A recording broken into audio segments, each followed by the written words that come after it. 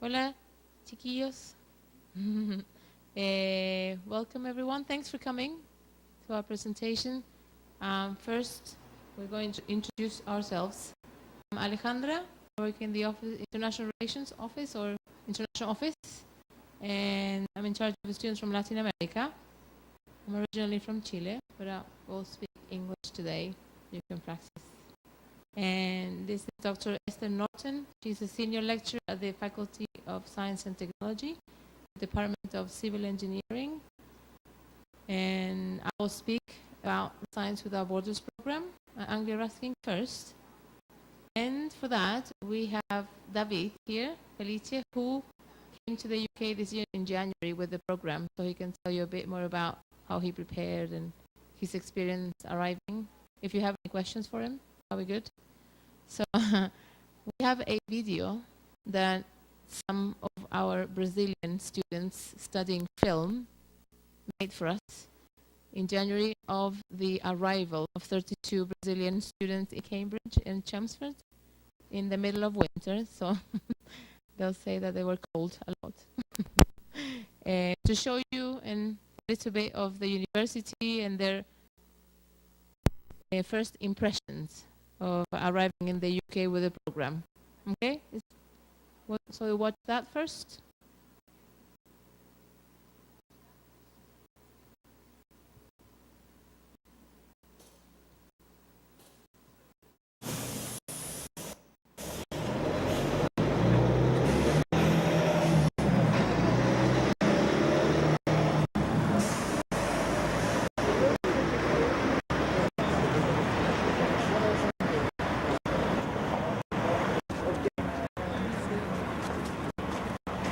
So you've got Tiago and...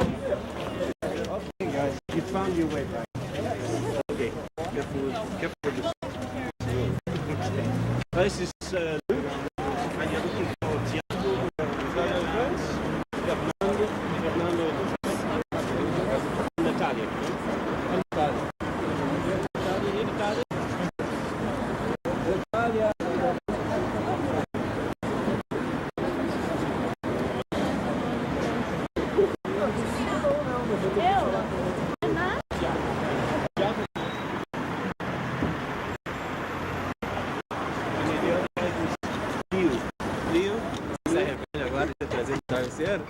Eu sabia que na Praia Mar era 5 balas.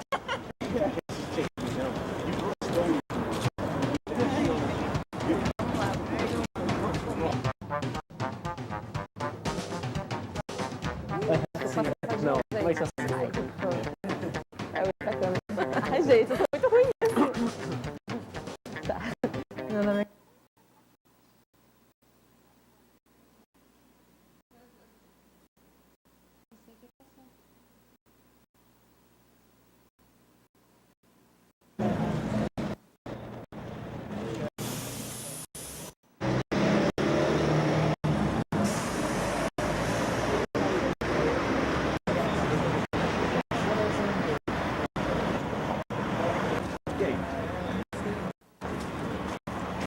So you've got Tiago. Okay guys. No sé qué pasa con el video. Medio... Pero funciona en todos los otros lados. Lo siento. Normalmente funciona.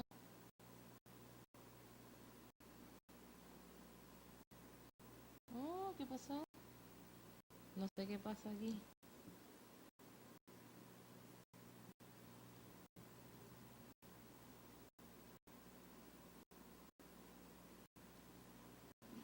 Ay, perdón. No sé qué pasa aquí con el video. 6:16 dura, pues.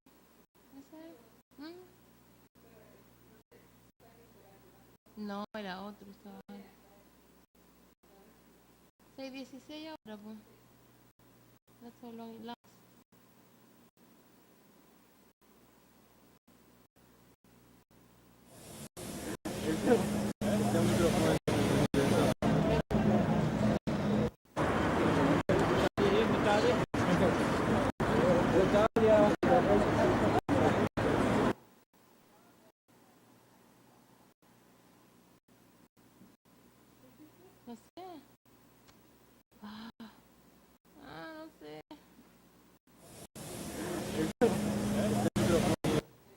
sí.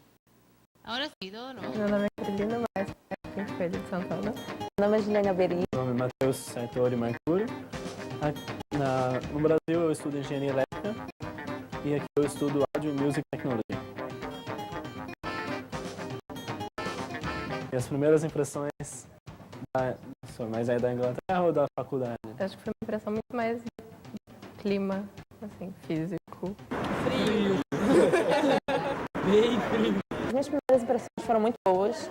Primeiro, a faculdade buscou a gente no aeroporto, então você já se sentia mais acolhido por estar num ambiente totalmente diferente e por você estar sozinho. E eu encontrei realmente pessoas muito legais. Todos os meus colegas de flat são muito legais. Eles tentam recompor aquilo que eu não tenho aqui com a amizade deles. Eles me chamam para fazer tudo e eu estou achando muito bom mesmo isso aqui.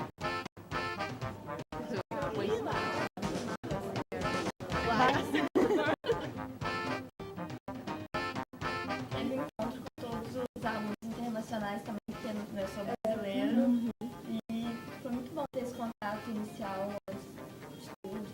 São pessoas que estão na mesma situação que a gente.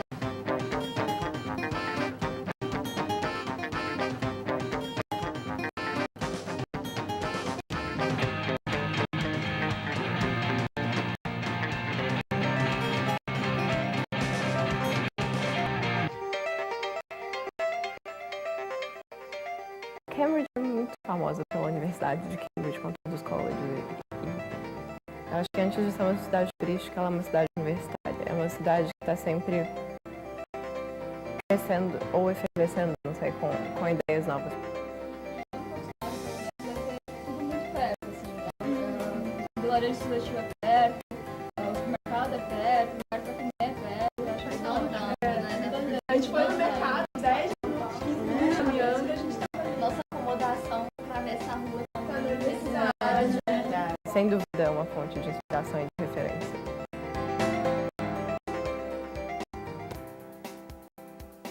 Quando eu percebia essa relação que eles tinham com os intercambistas, eu já sabia que essa faculdade iria me acolher bem. E é o que eu estou tendo aqui. O próprio professor, ele sempre propõe que todos deem opinião sobre o trabalho de cada um. A gente vai ter que fazer, na verdade, construir um amplificador até o final. Então a gente tem esse projeto de começar um pequeno circuito, ver se está funcionando, e a gente vai fazendo testes e melhorando. E isso o professor sempre está em cima. E o projeto veio para cá. Eu tive a oportunidade de expor alguma coisa numa galeria, numa exposição que os alunos do segundo e terceiro ano estão fazendo. E a gente está trabalhando juntos, mesmo não sendo parte do módulo, do meu módulo. Mas é muito interessante essa conexão que a gente tem, essa ligação que você pode ter com várias pessoas e você troca conhecimentos.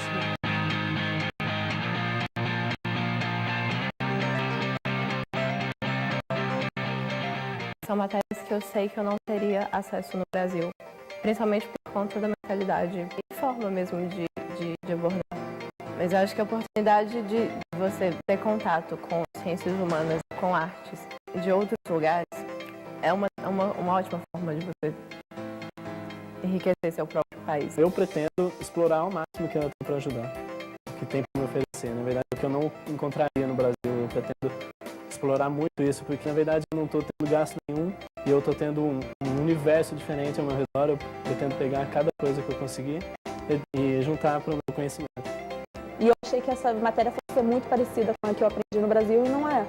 Então você sempre vai aprender algo diferente. E eu acho extremamente importante você poder ver como que as pessoas fazem design aqui, como que a arte é aplicada. Assim como também na engenharia ou nas outras carreiras. Então eu acho que é extremamente importante.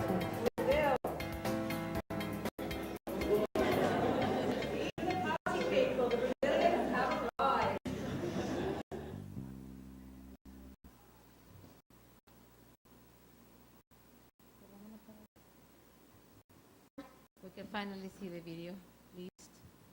So that's some impressions of the students when they arrived. David here, he arrives in January as well.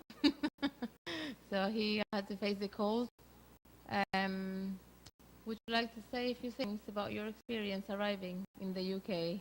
What was difficult? What was easy? What was impressive for you?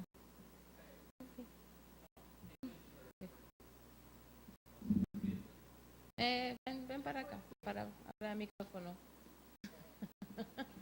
Un poco de portugués para que nosotras podamos praticar. Tudo bom? Então, eu fui para lá também fazer Audio and Music Technology. Eu faço engenharia elétrica aqui. Realmente, a cultura da Inglaterra é muito diferente da cultura que a gente tem aqui no nosso país. Além do clima, né? No começo do vídeo eu estava falando ali que estava muito frio.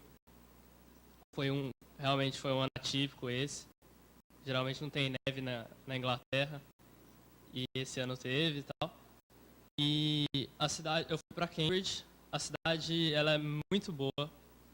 É uma cidade relativamente pequena comparada com Campinas, mas tudo é de fácil acesso. Você não precisa de carro para nada. Os alojamentos que a faculdade oferece são muito bons. As pessoas também. Eu morava num flat que eu tinha uma suíte e a cozinha comunitária. E todos os meus colegas que moravam comigo eram ingleses mesmo. Eles estavam realmente fazendo os cursos de graduação deles, então você fica bem inserido na cultura. Você vive como se fosse um estudante inglês mesmo, na Inglaterra. Existe também o campus de Chelmsford deles, que é mais para a área de engenharia e... Engenharia? De pesquisas de laboratório. E... Bom, eu acho que é isso. Medicina também fica em Chelmsford. Tem gente da medicina aí. Bom, acho que é isso. Alguma coisa foi difícil para você? O choque cultural é muito grande. O povo inglês é bem diferente da gente. Não, eu nem diria que eles são sérios, mas a postura das pessoas é diferente na rua. Assim, eles são super prestativos. Se precisar, eles vão te ajudar, mas é diferente. Não chega achando que você vai chegar a mudar de cidade igual aqui no Brasil, é bem diferente. E se eu puder dar uma dica, por favor, não cheguem no inverno. That's why people in England or at our university like the Brazilian students, because they're always so happy and so much fun and kissing and hugging, and so they like that normally from students. What did you like the best? Que eu gostei demais. Eu não sei dizer assim uma coisa que eu gostei demais. Eu sei que eu gostei muito do povo inglês. Apesar de eles serem muito diferentes, eles são acolhedores da forma deles. E eu acho que esse choque cultural, apesar de ser uma coisa complicada, difícil quando você está chegando, é uma coisa que te faz crescer emocionalmente. Além de todos os cursos que você vai fazer lá, eu acho que é uma coisa que te faz crescer bastante emocionalmente. Tem uma pergunta para... Não, agora? Obrigada. Sim?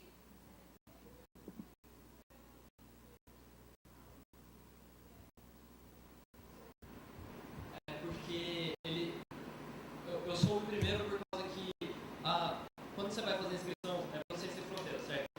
Quando você vai fazer a inscrição, eles dão uma lista por exemplo, uma lista de universidades e os cursos que elas apresentam.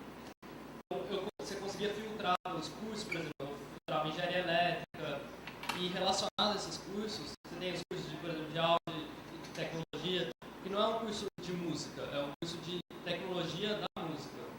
Então, como o menino falou no vídeo, amplificadores, essa parte, como tratar o áudio.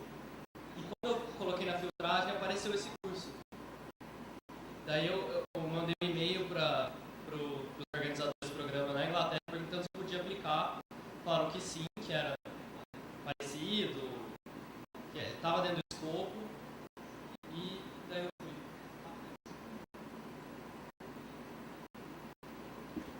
I will explain a little bit about the application process and some suggestions for you. all familiar with Science Without Borders, right? Some way or another. So this is the first thing that the students ask, what is the UK like? That's the preconception. Dark, it's foggy all the time. No, it's not. I've seen fog once in 3 years. So it's not. It's colder than here, definitely, obviously. But we have some sunny days in the middle of summer, yes. We don't have 35 degrees, that's impossible, but it can be sunny sometimes. This is a photograph of the Chapel of King's College from the river. That's very, what they're doing there is called hunting in the river. That's very, very popular in Cambridge. Everyone does it. And the reason why I say it's not so cold is because of the location of our university. As you can see on the map, London is at the very south of England. It's not in the center of England. It's in the south.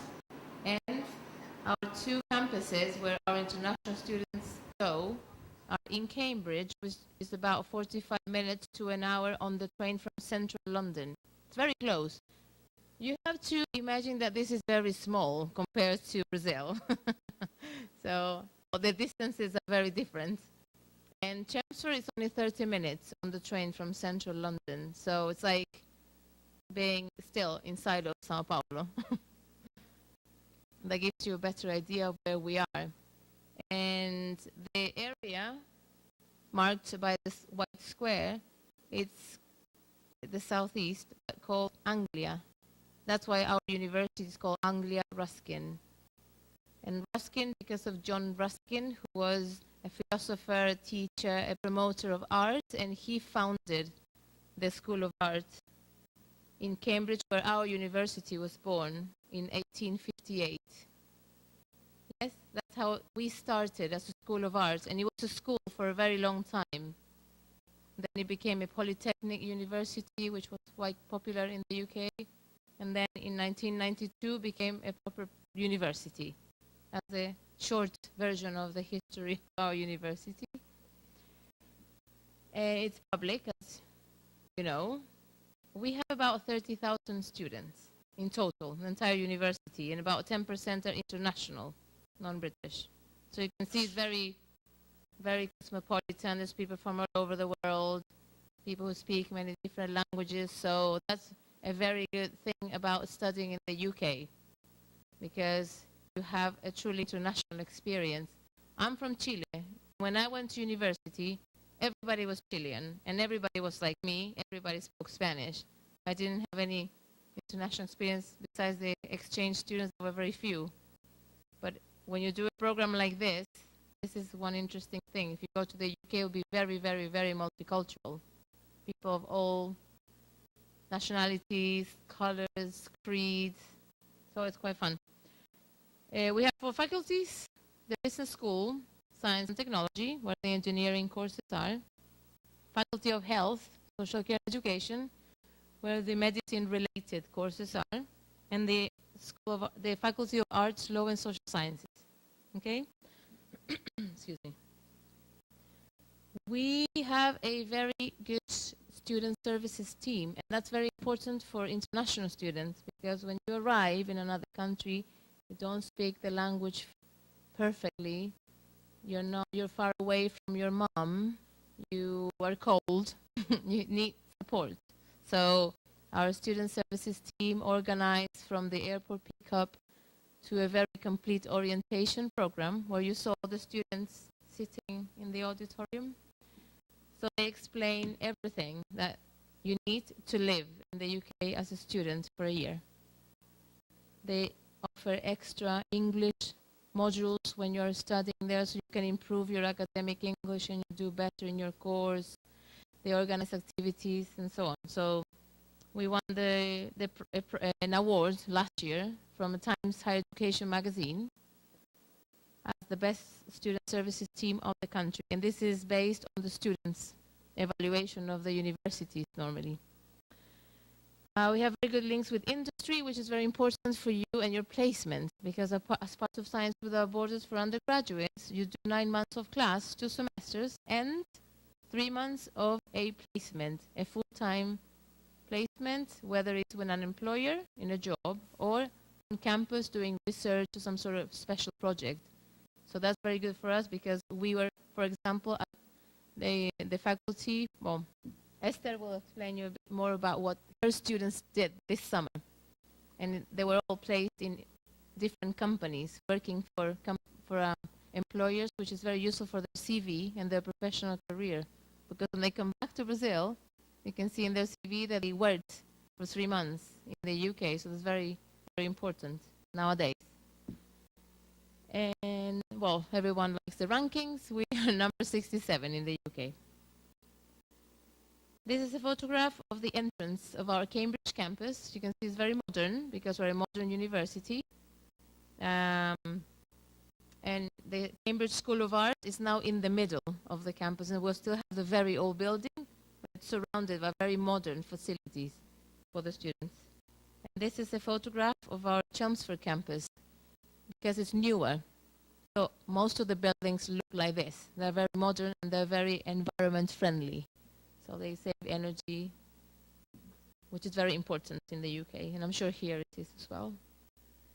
The courses you can do with us through Science Without Borders in general. For the Faculty of Arts, we have graphic design, creative music technology, computer games, art, and interior design because they have a technology component, right?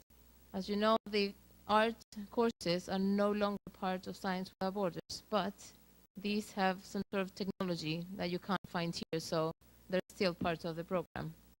In Science and Technology, we have engineering, different ones, civil, mechanical, electrical, biomedical science, forensic science, which is for biology students, very useful because the forensic science in Brazil is relatively new, the study of forensic science. And our department is 12 years old, so they have a blood analysis labs, for example, a mock flat where you go and take fingerprints and you practice like CSI or Dexter, stuff like that. So it's very good, it's very practical. Yep. And it's very science orientated. So we take loads of students who are studying here biology or chemistry. Okay, you can apply for that. And then when you come back, you have something extra that all the people in your class won't have. Hi. We have computer science, electronics, music, architecture, construction, animal environment sciences, and vision and hearing. And the Faculty of Health and Social Care, it's important because as medical students, you know you can't study medicine in the UK. It's very different from here. So I think, and there's loads of things that you need to study medicine in the UK, so it's virtually impossible. However, we have a few students who are doing public health because public health is not included in the curriculum here as an undergraduate degree. So what they do, we have, for example, one student studying dentistry in Brazil. So she's doing 2 semesters of public health because when she comes back, she can probably work in the public sector here in Brazil. So she knows, she learns how the public health system works in the UK. Okay, because it's different from here. Everybody uses the public health system because it works. And another one is studying psychology here in Brazil. And she's doing public health, again, to come back and be able to work in a public sector. So that's the option that we normally offer students who are related to medicine. Okay? The application. What's important for us? So you know you have to submit your application to the Brazilian government, but you have to write a personal statement how you want to go. And that's what we receive when we analyze the applications. So you have to be 100% sure that you're choosing the correct course, because it has to be a course that's similar to what you're studying here. The names of the courses are usually different between, so you can't really just look at the names and then decide. You have to do your homework. I know it's very long and very tedious, but you have to check the modules of the second year normally and see if they're interesting for you. and they meet your professional goals. That's what you have to think about. What do I want to do in the future? Why am I going to England through the Science Without Borders program? And how is that going to benefit me as a professional when I'm back in Brazil in 5 years' time? Nowadays, you have to have a plan. You can't just go to university and go with the flow. And, okay, I'll study and then I'll think about what I'm going to do when I graduate. It doesn't work like that. Nowadays, you have to have a 5-10-year plan. When you're starting university, you need to know what you're going to do when you graduate. When you graduate and you start working or doing a postgraduate course, you need to think about what you're going to do when you finish that, and so on. That's how you plan your professional future. So think about how this course is going to benefit you as a professional in your area, and also personally, as David very well said. You have to, the names are different. You have to check the modules of year 2 normally. But it's quite flexible. Sometimes you can take a module from the second semester of year 1. It depends on how much you've done already here, because you do between 20 and 90%. So it depends. We have a student doing year 3, for example, because he had already studied 4 years here. So it depends on each student. We'll tell you exactly which modules you can choose from. Okay, once we accept, we'll send you a list before you go of modules, because you have to register online. Okay? So then from the modules we tell you, you have to pick 3 normally and 1 English module. Yeah? The personal statement, it has to be clear and short. There's absolutely no benefit in writing a 10-page personal statement if you're going to repeat yourself in every paragraph.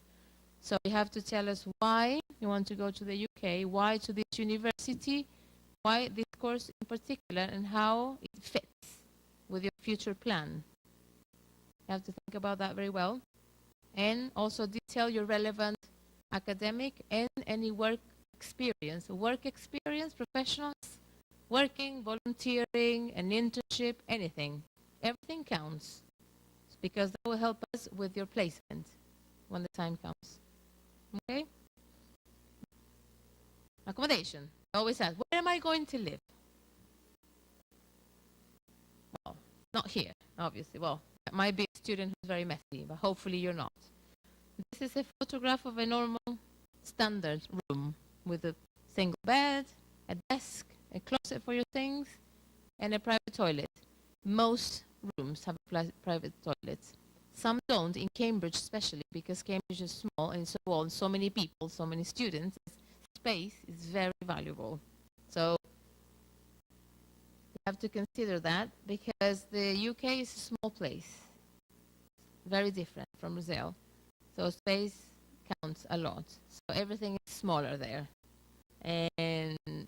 But you always have a single room. You don't share the room with anyone. You share the flat, David said. 3 or 5 people in the same flat, a common area with a table or sofa or something in the kitchen, with a fridge, because you're supposed to cook for yourself, prepare your own meals. Who cooks here every day? Nobody. Oh, thanks, 1.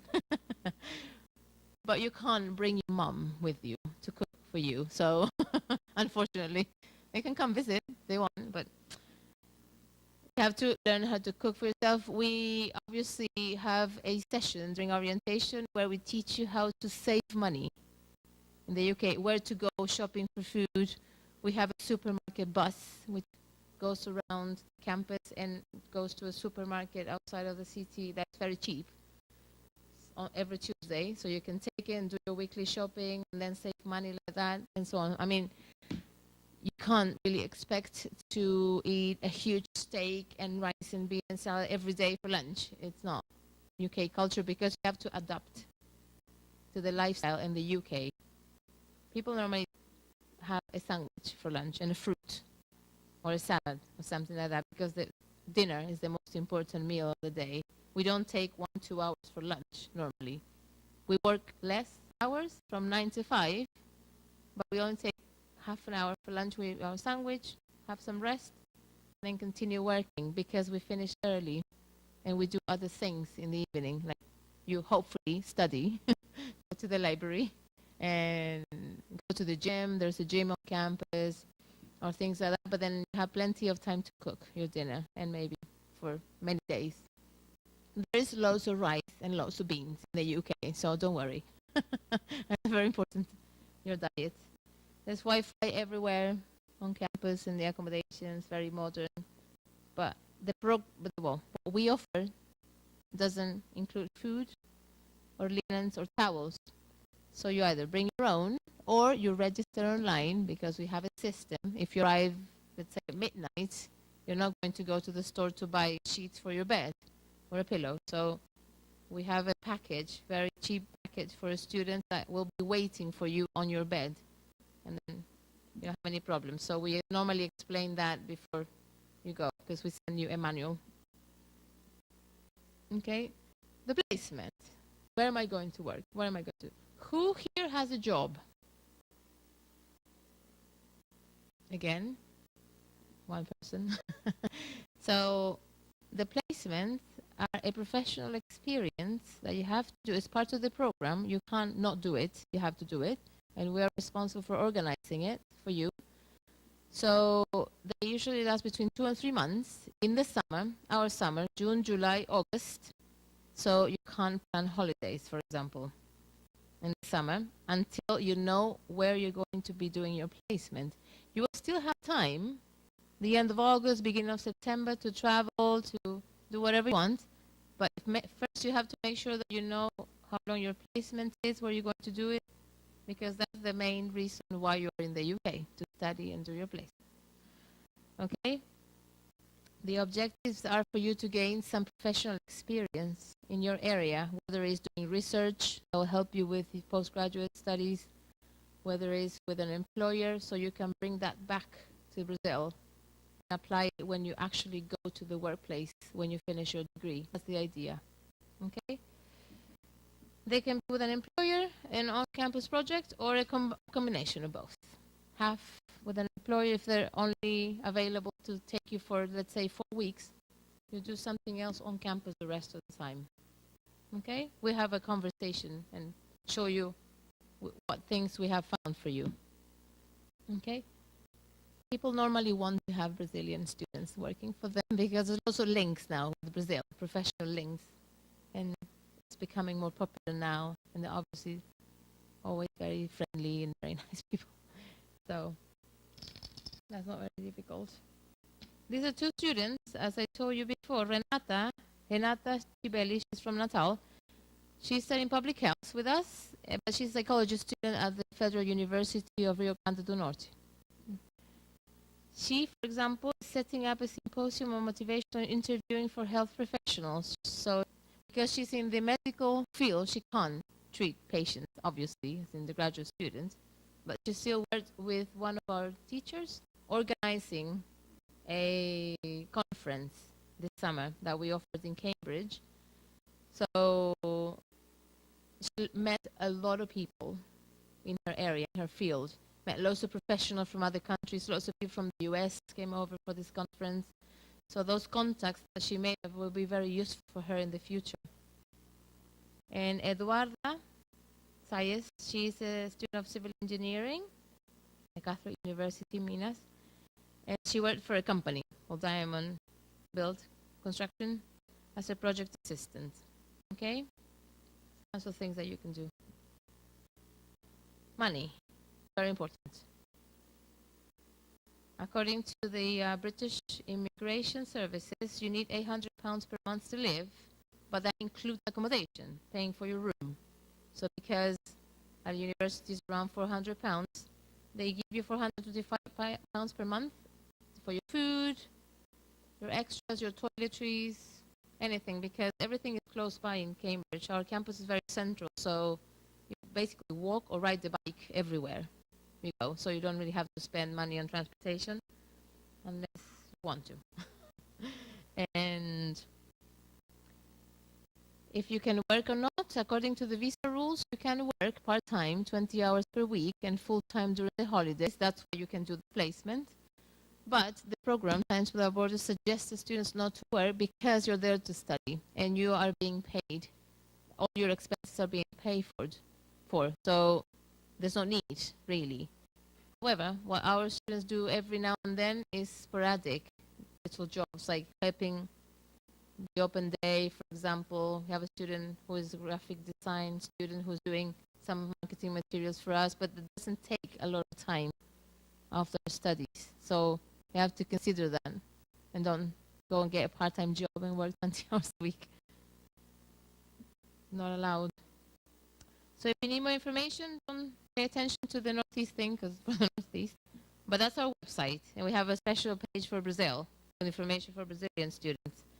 So you can go there and also join our Facebook. It's called Anglia Ruskin Latino America, for all Latin Americans, but also there's different groups for different intakes of Science Without Borders, so you can join and ask them questions of students who are there. This is a photograph of, we have a welcome party every year in February for all the students who arrive. This is our first one we had this year in February, so it was fun. You can see we have a very lively group of students. Okay. Do you have any questions?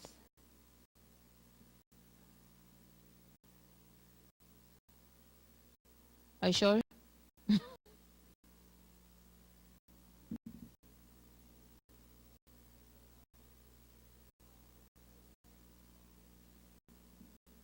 Sorry, a bit louder.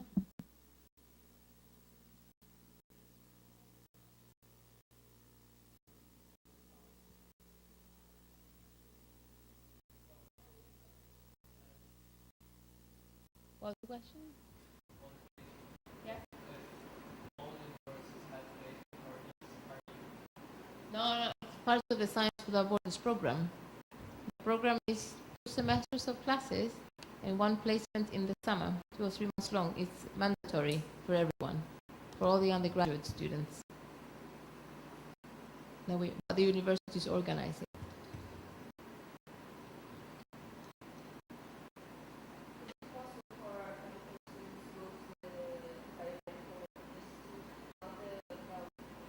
Yes. What we normally do is, if you're not sure, you can contact us to the international office. We'll speak with the course leader or the head of the department. And you can tell us, okay, I'm so-and-so, I'm studying this at this university, and these are my transcripts, because all the students have transcripts already to apply for the scholarship. So you show us your transcripts, and you say, I'm interested in, let's say, biomedical science. So we check what you've already done and what we offer, and we compare and see if this is going to be beneficial for you. Because if you've already done loads of biomedical science or biology and it doesn't add anything to your curriculum, we'll probably say no. They're very, very honest with you. But if it might be that some of the things that we teach in the UK are not taught here, for example, and you might want to take those modules. So they will suggest you. They say, yes, we can take you, and you can do this and this and this and that. So that's sort of the conversation we need to have, because normally it depends on every single student and what they're doing and what they have already done. So I normally suggest the students to send the transcripts, and I send it to the head of the department, and then they tell me exactly if you can do something and what you can do. I think it's better to do it before, because when you apply, you say the country, and then when you pick the universities and you don't get any offers, it's a waste of time.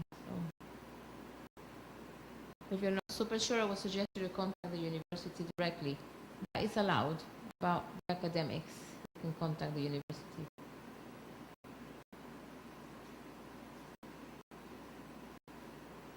Are there any engineering students here? Yes? Well, Esther is a senior lecturer at the Department of Civil Engineering. She was going to talk about the Faculty of Science and Technology, but more about engineering. So if you want to hear. She has been saying lots of interesting things about the differences between studying Brazilian study in the UK. So it's useful anyway. Yeah?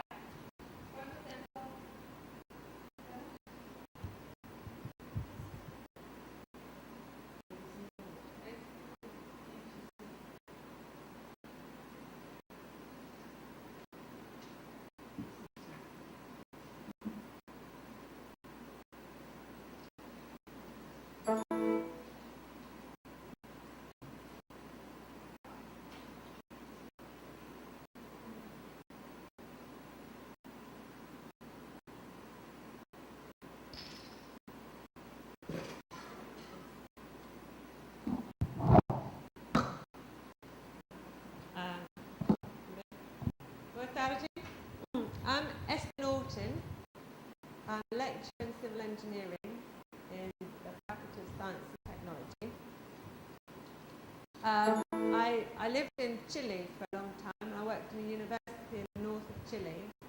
So I know a bit about what it's like studying engineering in South America and how it's different to England. Anyway.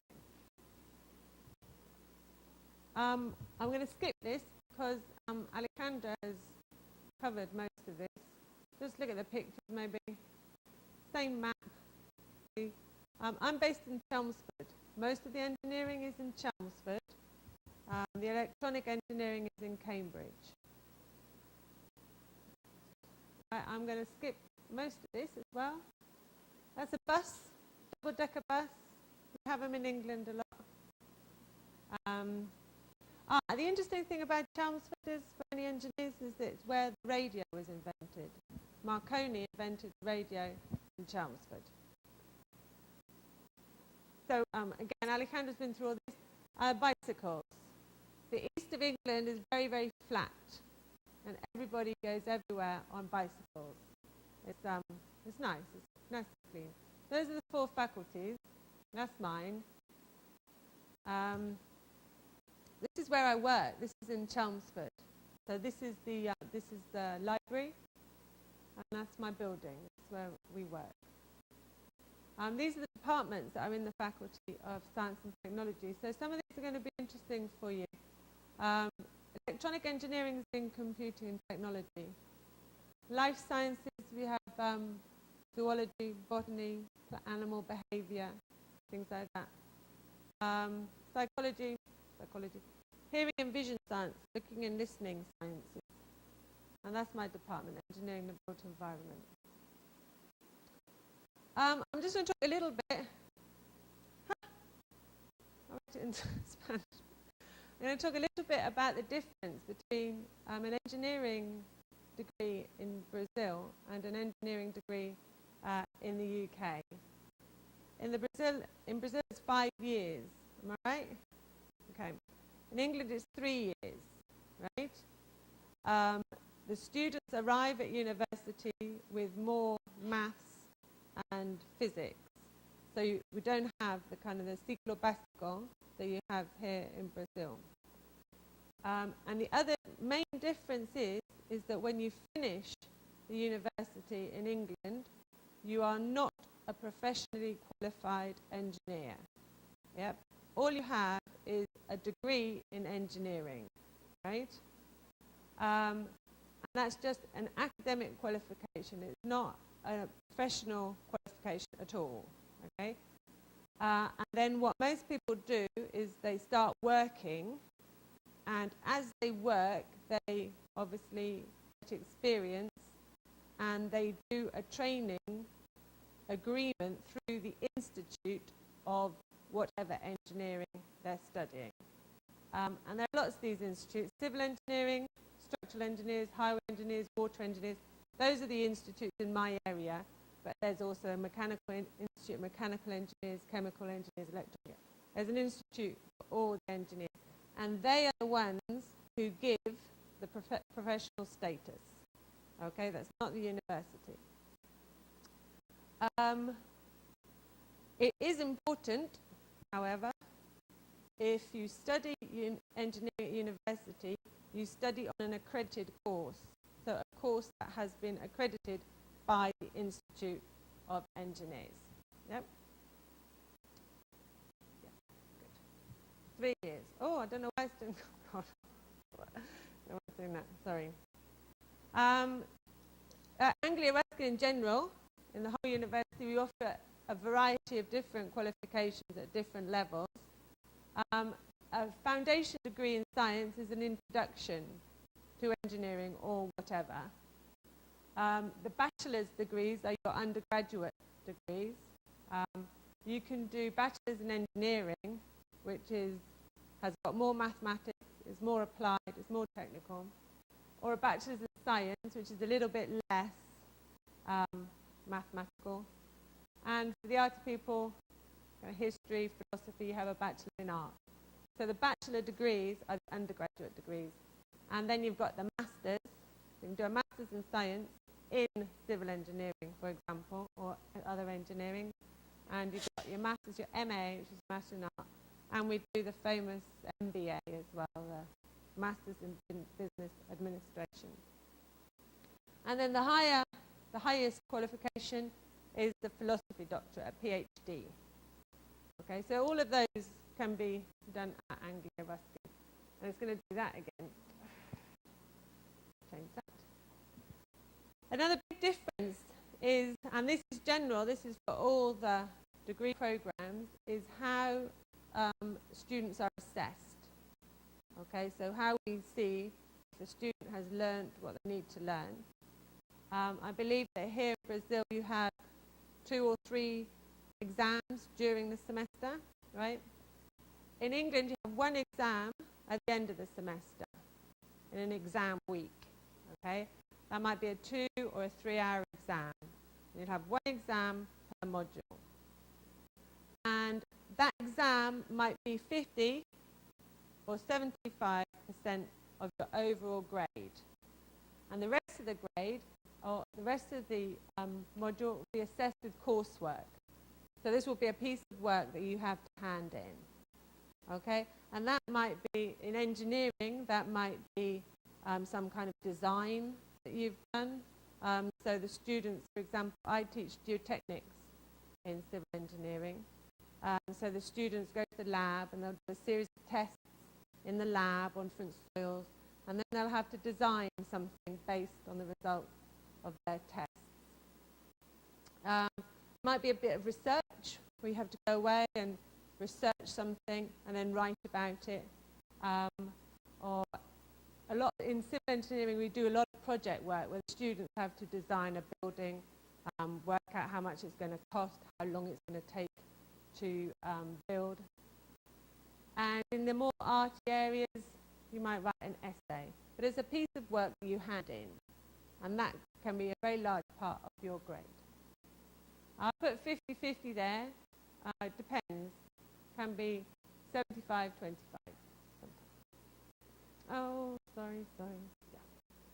Yeah. This is about our faculty. So these are all the programs that we offer. We employ lots of people, and they're very skilled and friendly, like I am. And all the academic staff, the teachers like me, we have to teach, but we also have to carry out research. So we have to publish so that we are up to date with our speciality. We do have some lovely infrastructure. What Alejandra was saying about the scenes of crimes rooms, where the students get to analyse like blood splatters and fingerprints and other things related to forensic science. There's a huge biology lab. This is an enormous installation. It's absolutely amazing. And these people, there's a whole degree in making games, computer games like Xbox and Game Boy, and they have some really amazing facilities to do that. All students, all undergraduate students have a personal tutor who's a member of staff, one of the academics, who has to look after them, academically, emotionally, however. Okay? And I'm the personal tutor to the Brazilian students who are in my department studying civil engineering. It can be quite hard work sometimes. They don't like, I'll tell you something Brazilian students do not like is having a sandwich at lunchtime. They like to have a proper lunch. Can't eat a sandwich at lunch. However, we do have, at the end of a degree program, all the students have to fill in a survey, and this is a national survey. And on the results of the survey, universities are ranked like a football league. You have the best at the top and going down. So it's very important. It's a very important thing. And Anglia Ruskin does really well in general, but especially with the international students. They like studying at Anglia Ruskin because we look after them very well. This is my department. In it I saw you have a similar faculty here, which is civil engineering and architecture and urban design, I think it was. We have architecture and civil engineering together with construction, that's kind of construction management, surveying, and mechanical engineering. All our courses are accredited by the relevant professional body. Computing and technology, talked a little bit about this. This is where you've got your music technology and your games technology.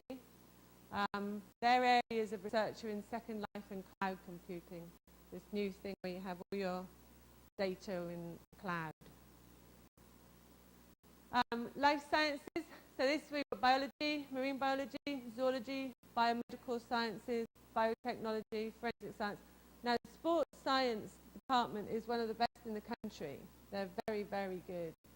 And they've got a very good judo team. This is all located in Cambridge as well, which is often considered to be a nicer city than Chelmsford. In psychology, they do a lot of research in psychology. I don't know, is there anyone here who studies psychology? Nope. Right, jump over that. And this is vision and hearing. They have a very good eye clinic, which we all use. And they do a lot of work with the National Health Service. Health in Great Britain is free for everybody. Well, we pay with our taxes, but and a lot of people come from abroad to see how we do that, because it works very well. Still. A little bit about Science Without Borders. As I said, I'm a tutor to a number of 5 students, actually, who are studying with us at the moment. They're in Chelmsford right now, as I speak. They arrived in January. There were 5 of them from Brazil. And they were like little rays of sunshine. They were very happy to be there, very excited about the whole thing. They study for 2 semesters, and they can choose the modules that they take. So this is just a list. I made a list of the modules that they have taken. Sometimes they look to study things that they wouldn't study here in Brazil. And that's more things like this: project management, environmental management. They weren't subjects that they had in their study programs here. They all had to study English. They had to do 1 semester of English, but that was mainly geared towards writing technical reports. So it's quite specific to the area that they were studying. I mean, look, this is Eduarda. She studied maths. And I said, haven't you had enough maths in Brazil? Because there's 2 years of maths. I think she thought it was going to be very easy. And it was very easy for her. And then she also did French, so you can really do what you like. Some of the weird ones, this is AutoCAD. I'm sure most of the engineers learn AutoCAD. Flood defence. This is a problem that we have in the UK at the moment, is with global warming, the sea levels are rising, and so we get a lot more flooding.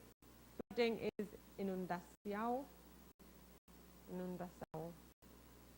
Defensa de inundação. And also it rains a lot more. It's always rained a lot in England. It rains even more now, and we have a lot of problems with flooding. So that's one of the areas that civil engineering is particularly concerned about at the moment.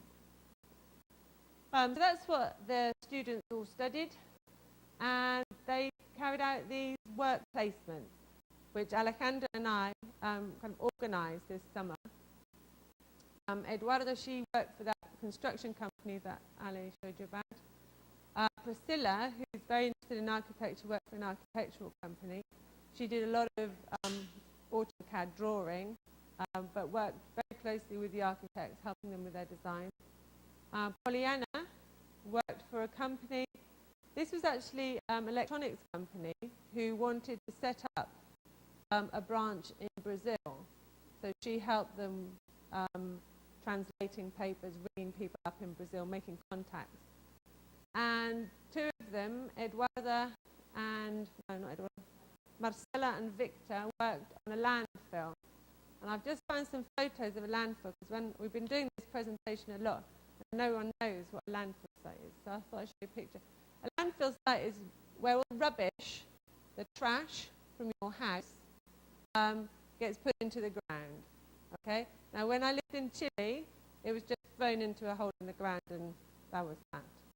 In England, we have to engineer them. Because in the UK, all the water that we drink comes from the ground, okay? And so we need to keep it clean, or as clean as possible.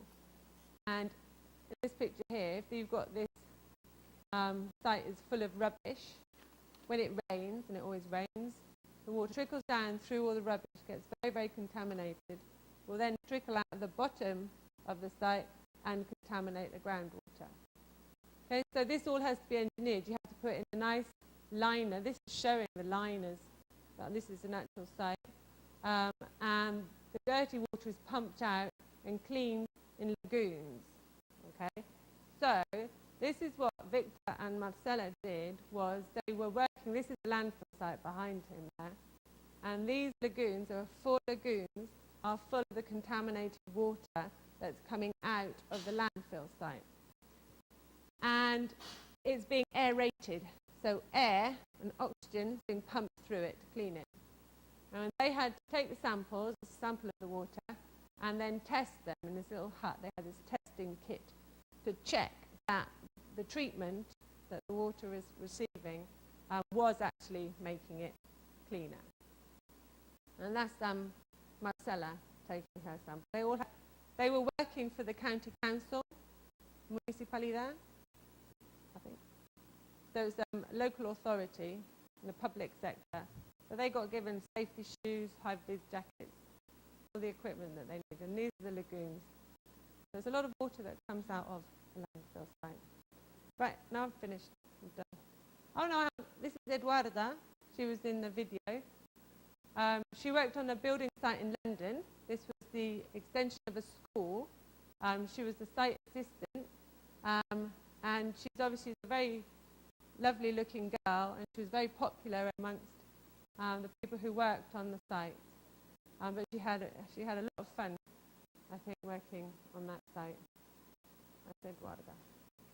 Okay, so if you've got any questions for me about engineering mainly, or for Ali about Ciências en Fronteiras, then just ask away.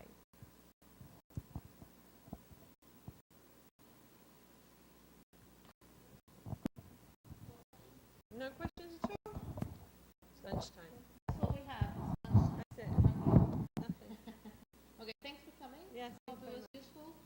And then we have our website, and if you have any other